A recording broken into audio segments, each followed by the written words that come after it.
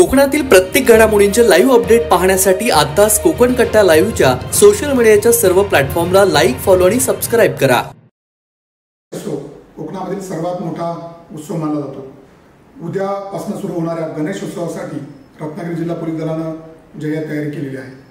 सगळ्यात महत्त्वाचं म्हणजे मुंबईमधून येणारे जे भाविक आहेत त्यांचा प्रवास सुरळीत व्हावा म्हणून 18 ठिकाणी मदत केंद्र उभारणी करण्यात आलेली आहे। त्या मदत केंद्रामध्ये आरोग्य सुविधा, पिण्याचं पाणी अशा प्रकारची व्यवस्था करण्यात आलेली आहे। ठिकठिकाणी वाहतूक कोंडी होऊ नये म्हणून वाहतूक पोलीस कर्मचाऱ्यांचा बंदोबस्त तैनात करण्यात आलेला आहे आणि हा प्रवास सुरळीत होईल यासाठी दक्षता घेतलेली आहे। या संपूर्ण गणेशोत्सवामध्ये कायदा आणि सुव्यवस्थेचा प्रश्न निर्माण होऊ नये म्हणून SRPF, होमगार्ड, जिल्हा पोलीस दल हे तैनात असणार आहे।